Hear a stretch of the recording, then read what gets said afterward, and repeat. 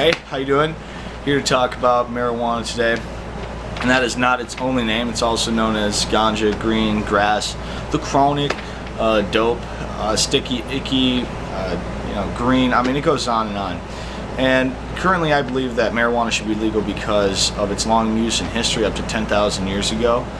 And society's already tolerating what I feel are more dangerous things, such as tobacco or alcohol.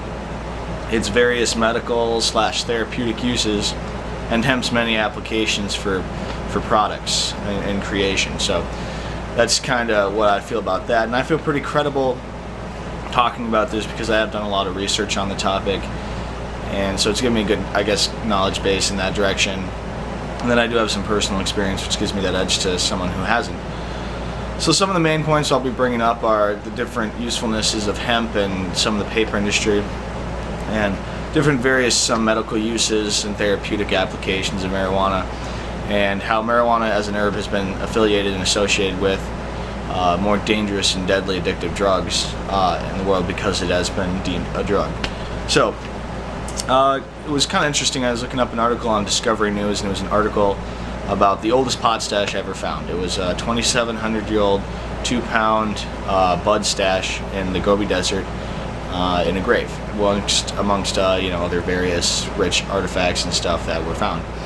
Now, the thing that makes this more significant is that it proves that ancient civilizations or older civilizations were using it for its psychological effects for smoking, because it wasn't just the hemp form of like the cloth or whatever. It was legitimate bud THC holding smokable substance. So they wouldn't have used it for anything else other than smoking, because that was not the part of the plant that was used for hemp.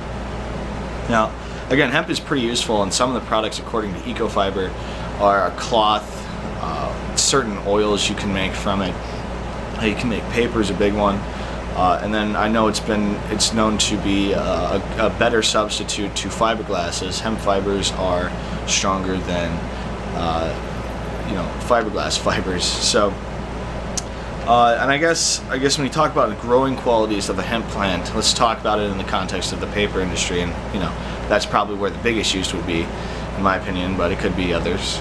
But it takes 4 months for a hemp plant to mature for harvesting, whereas it takes 20 years for a tree to fully mature for harvesting. Now that's a pretty significant difference when you're talking about different regenerative properties of these two comparative substances for the use in the paper industry.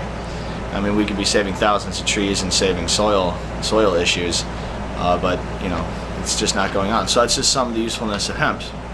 Now, I was doing some more medical research on marijuana for what it's good for, and I found an article published by Molecular Pharmaceutics, and it was researched on Alzheimer's patients that had THC in their system in the brain. And the study found that THC competitively inhibits certain enzymes that are affiliated with progressive Alzheimer's disease. Now that's pretty significant finding if you think about the fact that the most common form of dementia today is Alzheimer's disease. And according to NVSS, in 2006, 72,000 people died from Alzheimer's disease in 1 year in the United States. And if you look at the numbers, it keeps going up and up every year. So we're really holding a medicine back that could potentially lengthen thousands of people's lives, and improve their quality of life for a short time. It doesn't necessarily cure it, but it does help significantly. Now, there are also other applications for medical marijuana. There's cancer patients say that it helps them with their pain and gets them to what they feel is a better functioning level in their everyday life. It doesn't, fully eradicate their pain, but it does help a lot. And then it's been found to help ADHD and ADD individuals who have that. Helps them calm down and focus and become more functional.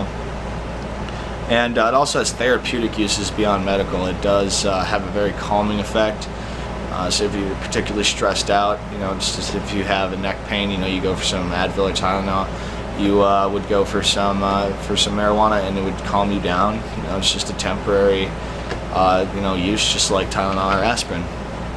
Now, I also wanted to look up some mortality rates for individuals who use marijuana, because I wanted to know if it, greatly affected the lifespan. Now, I found an article on WebMD that was posted by a doctor, and it stated that individuals who use marijuana are just as likely to live as long as non-users. And that's pretty good. That means that users of marijuana have no adverse effect on their lifespan. So that's a pretty good thing. And I mean, a lot of other people like to say that, you know, smoking causes lung cancer, and it does. I mean, that's a known fact. Carcinogens cause cancer. So, and there's, you know, smoke, carcinogens, and smoke. But there is different ways to use marijuana. You can vaporize it, which removes about 90% of the tar or our carcinogens found in regular smoke of marijuana. Then you can cook it into various foods, and I know that pharmacies can also extract THC into a liquid form where you just dab it on your tongue and you're done. So, I mean, some stats on death. I wanted to know if you could overdose on marijuana, which I knew you couldn't, but I wanted to find a source that would allow me to prove that. And I went to drugoverdose.com, and they said that the U.S. federal government publishes an annual report called the Drug Awareness Network, and it consolidates and quantifies all the deaths from individuals using different drugs, and then it just publishes it so you can see numbers or whatever. And there has not once been a recorded death through the use of cannabis ever published in this report through the natural use of, which is just the smoking of or the use of.